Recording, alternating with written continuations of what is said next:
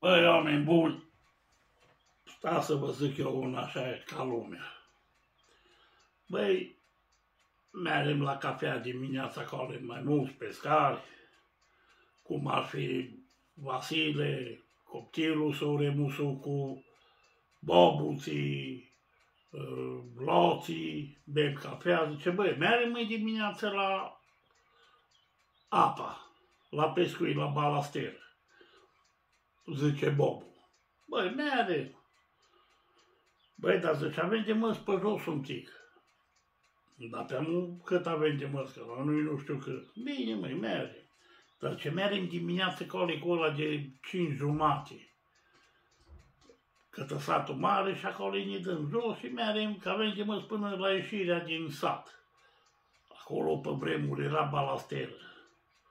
Și s-a format acolo o baltă. Nu știu a cui balta, luat-o careva, nu a luat-o, nu știu. Dar erau carași, crapte acolo, erau roșioare de ale mari. Băi, în casa gura ta mergem la pescuit. Băi, dimineață pe tren, zice Bobuții, băi, mergem fain frumos și mergem acolo pe capăt la Tufe, zice, că acolo am fost eu mai amut de o săptămână și am prins. Bine, măi. Băi, mergem, Vasile cu Loții și cu Remusucu s-au dus pe ceaia parte. Băi, prindem batcă, carași, roșiori, dar mari, faine. Roșiori de ale la 700-800 de grame. Băi, era o plăcere să le scos la plută și carașii aia mari. Măi, când dicau pe la vreo 12-1, băi, vin gâști, rață, de acolo din sat. Nu mai puteai pescui, o doamne feri. Tot apa o tulbura acolo și o zburau și... Nu, zice, Bobu, băi, mergem cu cela de 4, mergem acasă și o veni mâine, că ea nu mai putem pescui. Băi, așa și fost, măi. No, ne strângem și mergem. Băi, mergând către casă, băi, zice, atâta mii de sete de numai. Băi, stai că ajungem în gară și bem apă de la fântână. Acolo în gară, la fântână, apă rea, certată, cum o fă mai bună.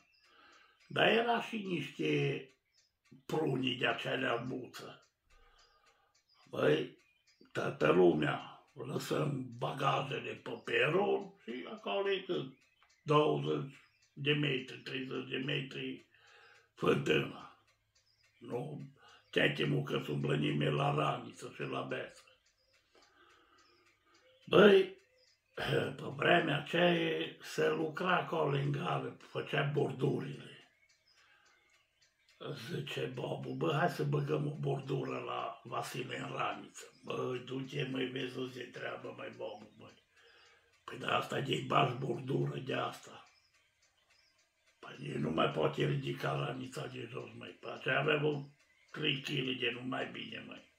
O bordură de aceea mare. Că era de aceea lunguiată. Băi, zic, fii atent, decât să o băgăm la Vasile, mai bine o băgăm la Coptil, că ăla e mai tare un pic, e mai în putere. Băgăm la Remusuc. Băi, bine, dar cum o băgăm? Păi stai așa, zic, că e aici să duc la prun, am măr beu apă și să duc la prun acolo. Apoi culegem prune și mănâncă, noi una, două băgăm o bordură, bine. Mă duc, aduc o, băi, omule. Pe când am ridicat bordura cu 2 mâini următată, că de-abia am ridicat-o, măi. Du-te, măi, bă, zic, bă, Bobu, dar pe asta de o pui în raniță, asta să rupe ranița aceea când o ridică, mi rămâne în fundul aceea. Eu nu pot ridica copilul, măi. Nu te teme, zici. Bine. Mă,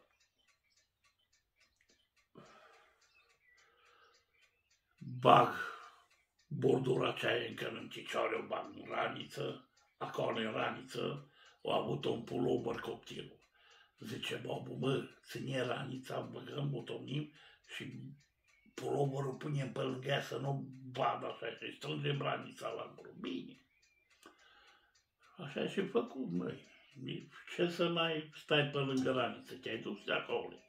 Cum am pus bordura și noi am dispărut. Păi, de la o vreme, auzim că fluieră trenul, se apropie de gară de la satul mare. Fluieră. Bă, vezi că vine, stăm aici pe lângă el, că de nu poate ridica, să-l ajutăm, să nu rămână aici copilul, mai. Vezi? Na. Oprește trenul, deschide ușa, coboră, era navetici pe vremea aceea, coboră, no, ne urcăm, urcă Vasile, urcă Bob, urc eu, copilul acolo. No, remusul pozi ni po, tată. Po, tăticuțule. Băi, când se ridice ranița, hop, hopa. Băi, dar nu mai pot o ridica cu mână, măi. Tati, nu pot, tăticuț. Aici rămân. Bă, de musul, hai mă, nu te teme. Că doar n-ai prins atâția pe el. Nu, tăticuț, de tare grea ranița. Mă, hai mă, nu mă face să mai vin odată, măi. E rani, tăticuț, nu pot, că e tare grea. Băi, cu două mânuri de-abia o ridicat-o, măi. O băgat-o în tren. Băi, pe când suntem la locuri acolo, că pe locuri. Tăți, nu zic nimeni nimică. Apoi, băi, dar pe ce ați făcut, măi? Păi nu știu, să uită în raniță, băi, vede bordura aceea. Dar loții de acolo în bajocură, zice, băi, Vasile, păi poate vă trebuie să vă tomniți ceva acasă, că numai atunci aduci borduri de aia, să te pur borduri. Când ai de tomnit ceva, că pe n-ai de ce duce bordură. Du-te pula lui Dumnezeu să te pută, zice. Dar bordură de asta așa mare, măi, să-i puneți la ghetul copilul în raniță, măi, să rămână aici jos. Că doar vezi tu, mă, cât e de grea una, măi. O, mama lui Sori, zice, măi, băi, nu mai vorbi cu noi, măi, omule. Zice Loții, băi, dar pe cine ți-o pus-o? Băi, dar pe numai grasul de nu pus-o cu Bobu. Băi, nu crezi, zice, măi, că doar aici a fost, măi, zice copilul, nu crezi că eu o pus-o. Zice, cred că tu ai pus-o, zice, n-am pus-o eu, zice, măi. Băi, și-a prin tare o vorbi cu noi, măi, vă 2 zile, măi, așa a rămas.